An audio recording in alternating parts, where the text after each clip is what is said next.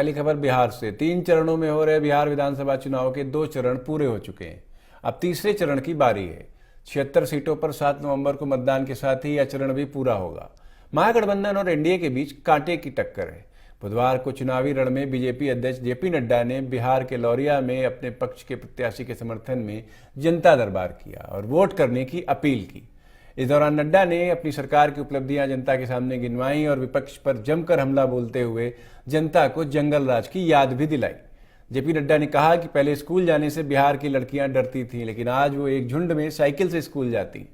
आज लोगों के मन में अपहरण, लूट और हत्या का डर नहीं है। आज बिहार के लोग भयमुक्त हैं। ये नीतीश कुमार के सुशासन की देन है। इस दौरान उन्होंने लालू परिवार पर जमकर हमला बोला और बिहार को बदनाम करने का भी आरोप लगाया। वाल्मीकि नगर से निकल करके पटना पहुंच जाते हैं और राजीव प्रताप रूडी जी ने कहा कि जंगल से बाहर निकल करके वो सोनपुर तक पहुंच जाता है। ये विकास की कहानी है। रेलवे की बात करें तो आप बताइए, यहां डबल ट्रैक के साथ साथ इलेक्ट्रिफिकेशन हुआ कि नहीं हुआ? सुगौली वाला इलेक्ट्रिफिकेशन हुआ कि नहीं हुआ? उसी तरीके से एयरपोर्ट्स पर 2700 करोड़ रुपए खर्च हो रहा है। पेट्रोलियम पर 21,000 करोड़ रुपए खर्च हो रहा है और टूरिज्म पर, जिसमें रामायण सर्किट भी आता है और ये जो अभी रिजर्व, टाइगर रिजर्व की बात की, ये भी आएगा, इसके लिए 600 करोड़ रुपए खर्च कर रहे हैं। तो नरेंद्र मोदी खर्च कर रहे हैं, इस बात को हमको समझना चाहिए। इसलिए मित्रों, ये ध्यान में रहे कि विकास की कहानी लिखने का काम मोदी जी के संस्कृति में, मोदी जी के द्वारा हुआ है, उसको भी हमको ध्यान में रखना चाहिए। आप बताइए, नीतीश जी के मुख्यमंत्री बनने के पहले बच्चियां स्कूल से बीच में हट जाती थी कि नहीं हट जाती थी? बच्चियां स्कूल से बीच में हटती थी ना? और आजकल शान के साथ साइकिल पर बैठकर, पोशाक पहन करके झुंड के झुंड स्कूल जाते हैं कि नहीं जाते?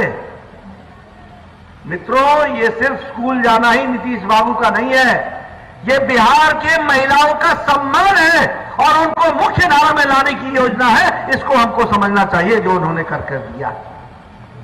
इसलिए मित्रों, जब हम ये चर्चाएं करते हैं तो हमको ध्यान में रखना है कि विकास का नाम क्या है। आज मैं यहां आया हूं, बताइए आपको मेडिकल कॉलेज मिला कि नहीं मिला? 550 करोड़ रुपए दिया कि नहीं दिया?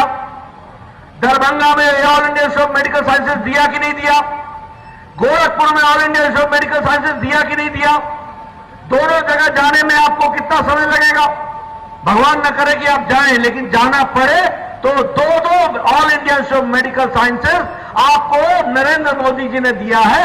ये आपको ध्यान रखना चाहिए, ये आपको बताना चाहता हूं। उसी तरीके से विकास की कहानी अगर मैं बिहार के बारे में कहूं और जंगल राज की कहानी के बारे में कहूं, कई लोग मेरे से पत्रकार पूछते हैं, भाई आप जंगल राज जंगल राज जंगल राज क्यों करते हो?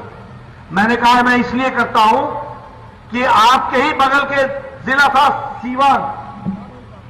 आपको मालूम है ना कि यहां से लेकर के सीवान तक कोई भी 5 बजे के बाद बाहर नहीं निकलता था।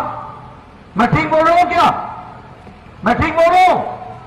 आपने सुना था ना शहाबुद्दीन का नाम?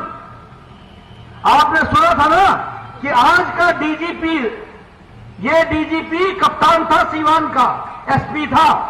30 किलोमीटर भाग करके थाने में अपनी जान बचाई थी शहाबुद्दीन से, ये कहानी, और गोली मारी गई थी।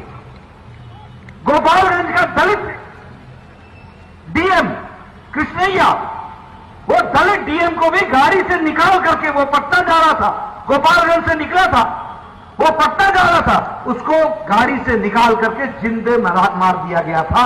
ये डीएम का हाल हुआ। और किसका राज था? लालू प्रसाद यादव का राज था। किसका राज था? जंगल राज था। किसका राज था? लाठी पिलैयन, डंडा भांजन, किसका राज था?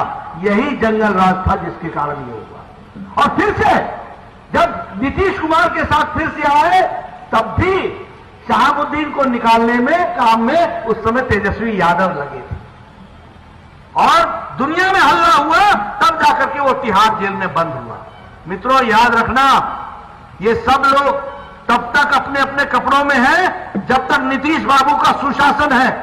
जैसे ही जनरल राज का कुशासन आएगा, ये सारे के सारे दंदनाएंगे और विकास की कहानी को पटरी से उतारेंगे। ये इनका काम रहने वाला है।